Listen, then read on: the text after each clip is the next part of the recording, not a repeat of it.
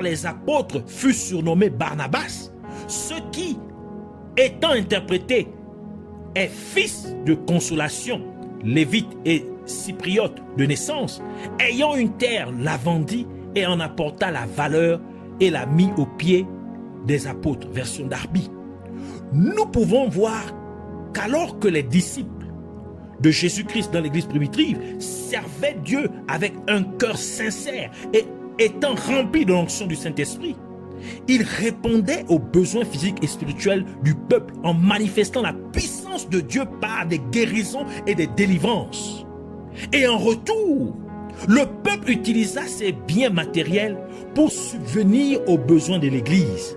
Et cela apporta beaucoup de consolation, de réconfort, donc de soulagement aux disciples de Jésus-Christ, c'est-à-dire à l'église, de voir leur dur labeur, alors qu'ils faisaient l'œuvre de Dieu, causer la satisfaction de leurs besoins matériels.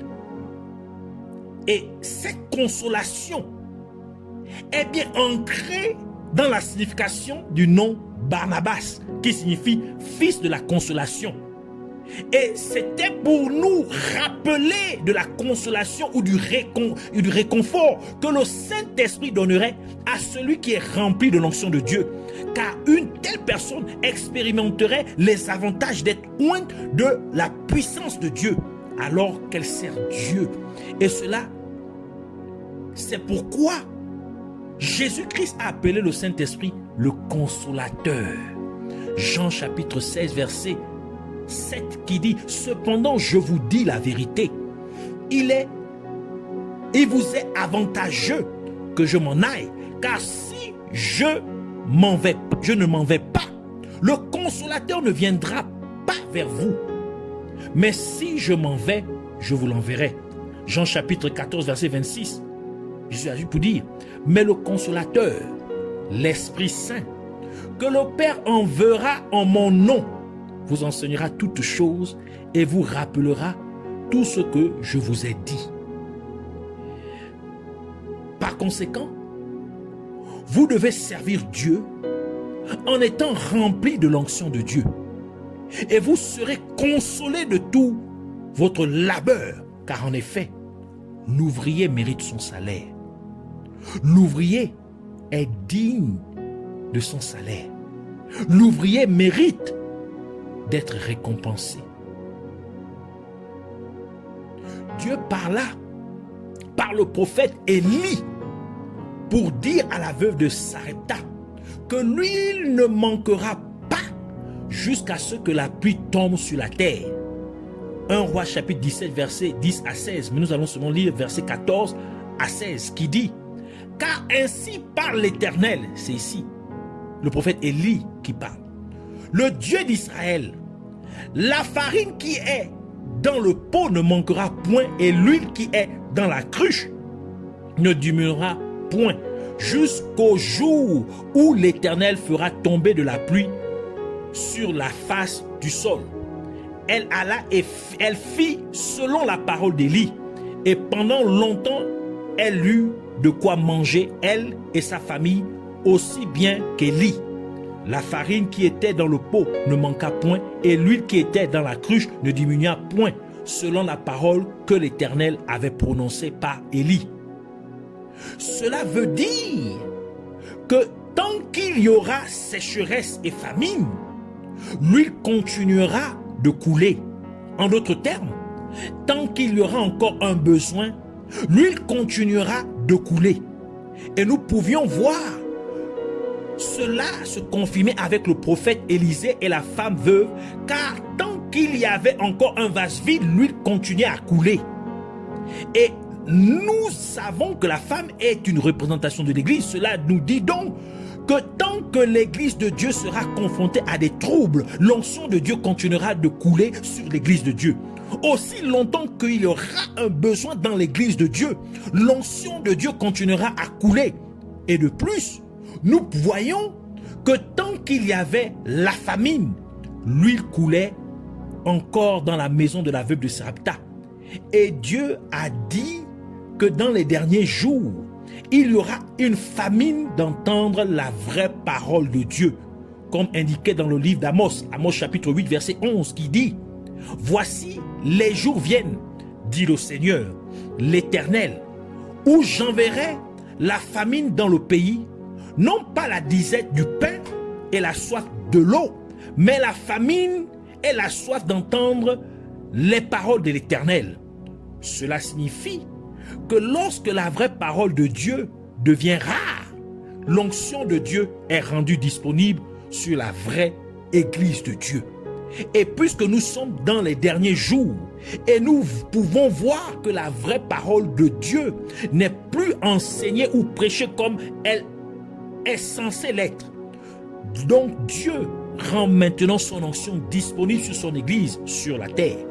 Et cette vérité est confirmée par le fait que dès que les enfants de Dieu furent sortis du désert et entrèrent dans la terre promise de Canaan, où ils pouvaient facilement trouver de la nourriture, Dieu cessa de fournir de la manne au peuple d'Israël. Josué chapitre 5 verset 12 qui dit « La manne cessa le lendemain de la Pâque, quand ils mangèrent du blé du pays. Les enfants d'Israël n'eurent plus de manne et ils mangèrent des produits du pays de Canaan cette année-là. » Par conséquent, parce que la nourriture était maintenant facilement accessible au peuple d'Israël, l'onction de Dieu qui leur fournissait la manne a dû cesser. Ainsi, la manne a cessé de tomber du ciel. Tout cela nous dit que la raison pour laquelle l'onction de Dieu coule sur le peuple de Dieu, c'est-à-dire sur l'Église de Dieu sur la terre, c'est parce qu'il y a des problèmes auxquels l'Église de Dieu est confrontée. Il y a des problèmes que l'Église de Dieu doit résoudre. Ainsi, lorsque le peuple de Dieu refuse de faire face aux difficultés, il refuse en fait que l'onction de Dieu coule sur lui.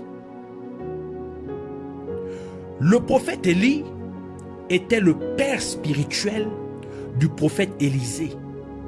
Car avant que Dieu n'enlève le prophète Élie, Élisée l'appelait mon père, tel qu'indiqué dans le livre de 2 Rois chapitre 2 verset 11 à 12 qui dit « Comme il continuait à marcher en parlant, voici un char de feu et des chevaux de feu les séparèrent l'un de l'autre.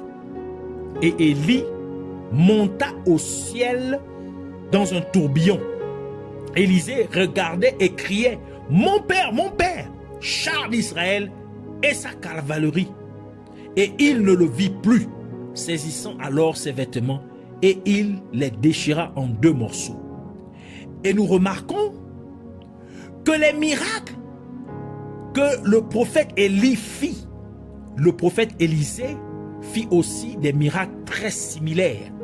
Par exemple, le prophète Élie fit en sorte que l'huile coule miraculeusement pour la veuve de Sarepta, afin de subvenir à ses besoins et de celui de son fils. Et nous pouvons voir que le prophète Élisée fit aussi de même avec la veuve du défunt prophète, car l'huile coula miraculeusement pour subvenir aux besoins de la veuve et de ses 2 fils. Cela nous dit donc que l'onction qui coule du Père spirituel au Fils spirituel qui est obéissant et fidèle. Je reprends. Cela veut nous dire que l'onction de Dieu coule du Père spirituel au Fils spirituel qui est obéissant et fidèle. Car Élisée était obéissant et fidèle au prophète Élie. Et c'est pourquoi lorsque les fils des prophètes virent Élisée faire le même miracle que le prophète Élie avait fait en divisant les eaux du Jourdain en 2, ils déclarèrent que l'esprit d'Élie était sur Élisée. C'était pour dire que l'onction de Dieu qui était sur Élie était maintenant sur Élisée. 2 Rois chapitre 2 verset 8 qui dit « Alors Élie prit son manteau, le roula et en frappa les eaux qui se partagèrent ça et là. Et ils passèrent tout 2 à sec. 2 Rois chapitre 2 verset 14 à 15. Ajoute pour dire, il prit le manteau qu'Élie avait laissé tomber et il en frappa les os et dit, où est l'Éternel, le Dieu d'Élie? Lui aussi, il frappa les os qui se partagèrent ça et là, et Élisée passa les fils des prophètes qui étaient à Jéricho vis-à-vis, l'ayant vu, dire, l'esprit d'Élie repose sur Élisée. Et ils allèrent à sa rencontre et se prosternèrent contre terre devant lui. C'est la raison pour laquelle il est crucial pour les chrétiens d'être sous l'autorité d'un véritable homme de Dieu, afin que vous puissiez recevoir l'onction de Dieu qui coule sur cet homme de Dieu, alors que vous marchez à côté de lui dans l'obéissance et la fidélité. Mais si un tel homme n'est pas un vrai homme de Dieu, alors vous hériterez d'une onction démoniaque de sa part qui vous envoûterait en effet. Cependant, nous avons notre Père qui est Jésus-Christ, car Jésus-Christ est Dieu, le Père. Car Jésus-Christ et Dieu, le Père, sont un, tel que Jésus-Christ l'a déclaré lui-même dans Jean chapitre 14, verset 8 à 11, qui dit, Philippe lui dit, Seigneur, montre-nous le Père, et cela nous suffit. Jésus lui dit, il y a si longtemps que je suis avec vous, et tu ne m'as pas connu, Philippe. Celui qui m'a vu a vu le Père. Comment dis-tu, montre-nous le Père? Ne crois-tu pas que je suis dans le Père et que le Père est en moi? Les paroles que je vous dis, je ne les dis pas de moi-même. Et le Père qui demeure en moi, c'est lui qui fait les œuvres. Croyez-moi, je suis dans le Père et le Père est en moi. Croyez du moins à cause de ses œuvres. Par conséquent, si vous croyez en Jésus-Christ en obéissant fidèlement à la parole de Dieu, l'onction de Jésus-Christ coulera sur vous et vous accomplirez ainsi les mêmes puissants exploits que Jésus-Christ accomplit, comme Jésus-Christ l'a mentionné dans Jean chapitre 14 verset 12 qui dit, en vérité, je vous le dis, celui qui croit en moi fera aussi les œuvres que je fais, et il en fera plus grandes parce que je vais au Père. Dans la parabole des 10 vierges, les 5 vierges sages dirent aux 5 vierges insensées d'aller acheter de l'huile pour elles-mêmes à ceux qui vendent de l'huile. Matthieu chapitre 25 verset 8 à 9 qui dit, et les vierges insensées et les vierges sages dirent aux vierges insensées,